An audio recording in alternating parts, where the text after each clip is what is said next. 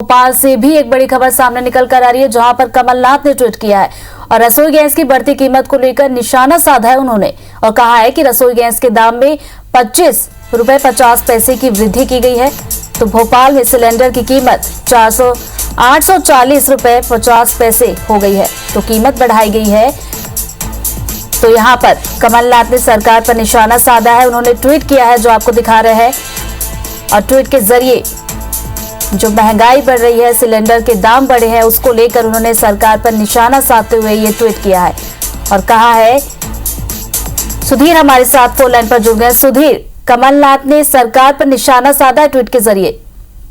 देखिए, बिल्कुल बात की जाए तो जिस तरीके से रसोई गैस के दामों में बढ़ोतरी हुई है और पेट्रोल डीजल के दाम लगातार बढ़ते जा रहे हैं, इस पूरे मामले पर कमलनाथ ने ट्वीट किया है। और खासकर बात करें तो आज जो रसोई गैस के दामों में 25 रुपए 50 पैसे की जो वृद्धि की गई है और वर्तमान में सिलेंडर की कीमत अगर भोपाल में देखें तो लगभग 840 रुपए 50 पैसे के आसपास है। लिहाजा आम जो उपभोक्ता है, मध्यम वर्गीय और गरीब उपभोक्ता है, उनके लिए खासा संकट इस महंगाई के दौर में नजर आ रहा है। और ऐसे में कांग्रेस के पूर्व मुख्यमंत्री हैं कमलनाथ, उन्होंने ट्वीट कर सरकार पर निशाना साधा है और सरकार पर चोरी और सीनाजोरी पर करने जैसे आरोप जो है वो अपने ट्वीट के माध्यम से लगाया है। लोकतंत्र को लूटतंत्र का बनाने की साजिश सरकार कर रही है, ये भी आरोप कमलनाथ ने लगाया है। लिहाजा बढ़ती महंगाई के मद्देनजर हमला जो है वो कांग्रेस के पूर्व मुख्यमंत्री कमलनाथ ने सरकार पर बोला है। जी, बहुत बहुत शुक्रिया सुधीर आपका तमाम जानकारी के लिए।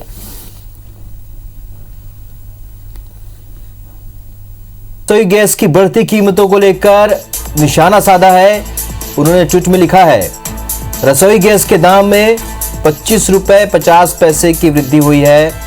भोपाल में सिलेंडर की कीमत 840 रुपए 50 पैसे हो चुकी है और कीमत बढ़ाई, सब्सिडी चुपके से खत्म कर दी गई। सरकार चोरी और सीनाजोरी पर उतर आई है। लोकतंत्र को लूट तंत्र बनाने की साजिश बंद करिए।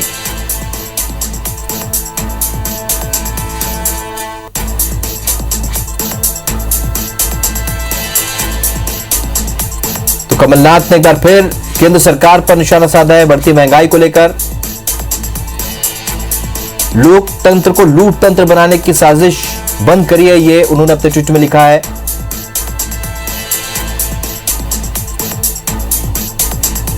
तो आपको बता दें कि लगातार जो कांग्रेस है केंद्र सरकार को बढ़ती महंगाई को लेकर घेर रही है। एक बार फिर पूर्व मुख्यमंत्री कमलनाथ ने ट्वीट करके केंद्र सरकार पर निशाना साधा है। कीमत बढ़ाई, सब्सिडी भी चुपके से खत्म कर दी गई। सरकार चोरी और सीनाजोरी पर उतर आई है, ये उन्होंने अपने ट्वीट में लिखा है। लोकतंत्र को लूट तंत्र बनाने की साजिश बंद करिए, ये भी अपने ट्वीट में पूर्व सीएम कमलनाथ ने लिखा है। तो रसोई गैस की बढ़ती कीमतों, पेट्रोल की बढ़ती कीमतों को लेकर एक बार फिर उन्होंने केंद्र सरकार पर निशाना साधा है। लगातार कांग्रेस देश भर में से लेकर विरोध जता रही है, प्रदर्शन कर रही है और बीते कुछ समय से पेट्रोल डीजल की कीमतों के अलावा रसोई गैस में जिस तरीके से कल बढ़ोतरी हुई है, उसे लेकर पूर्व सीएम कमलनाथ ने निशाना साधा है।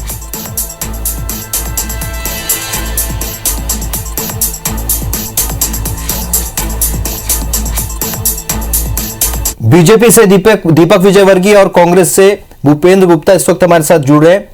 सबसे पहले चूंकि कमलनाथ का ट्वीट है, इसलिए दीपक विजयवर्गीय जी आपसे मैं प्रतिक्रिया चाहूंगा। इस ट्वीट को आप किस तरीके से लेते हैं, क्योंकि देश भर में कांग्रेस इस बात के लिए विरोध जता रही है कि लगातार महंगाई बढ़ रही है और लोग भी ये महसूस कर रहे हैं।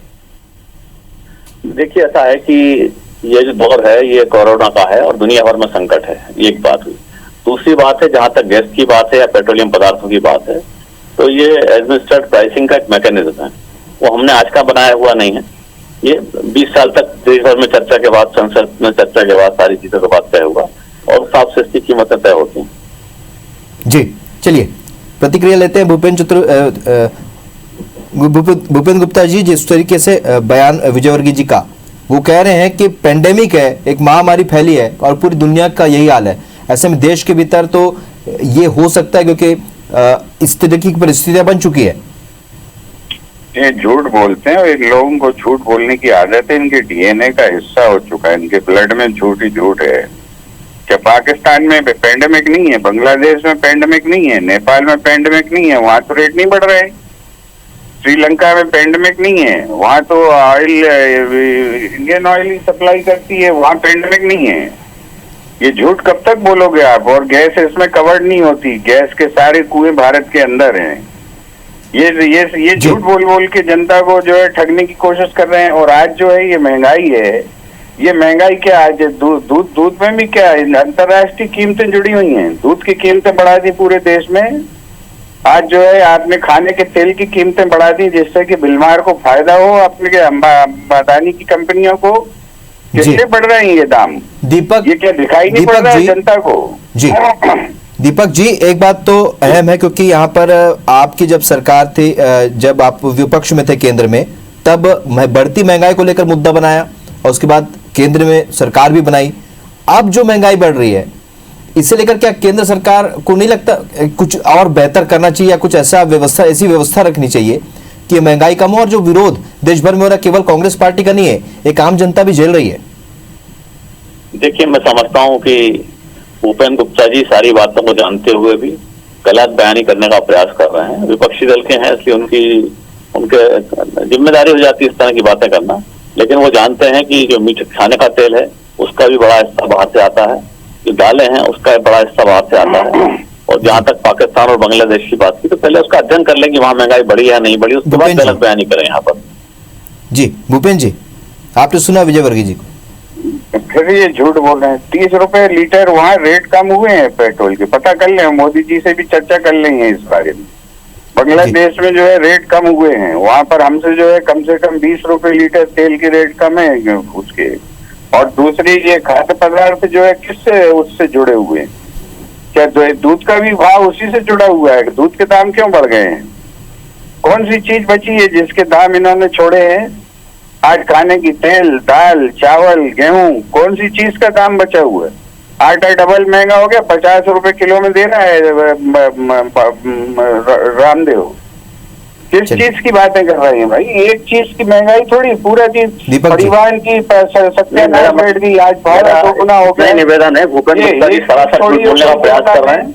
बाजार की जो कीमत है पता कर लें। अगर ये ना जाने कौन सी दुकान से जाके आटा खरीदते हैं जो 50 रुपए किलो इनको मिलता है, बाजार में 30 रुपए किलो जिस दुकान का चाहिए आटा उपलब्ध है, झूठ बोलने का प्रयास न करें। और अगर इनको अगर कोई सही में वास्तविक रूप से विश्लेषण करना है तो 2013 की रेट लिस्ट ले लें सारी किराने की, 2013 की रेट लिस्ट कर लीजिए। झूठ बोलने का प्रयास नहीं करें, झूठ बोलने देश की जनता सब समझती है, झूठ को देश की जनता समझती है। बार बार झूठ ना बोले, लगातार झूठ ना बोले, उसका कोई मतलब नहीं। आपकी पार्टी में बहुत छुटे लिए, एक और बढ़ जाए। ये तो आपकी पार्टी तो झूठी पार्टी है। कमलनाथ क्या और राहुल गांधी क्या है? आपकी बच्ची बोलने का प्रयास। चलिए, महती जिम्मेदारी दोनों ही पार्टियों की है या दोनों ही सरकारों की, चाहे केंद्र सरकार हो चाहे राज्य सरकार हो। इस वक्त महंगाई की मार आम आदमी को पड़ी है।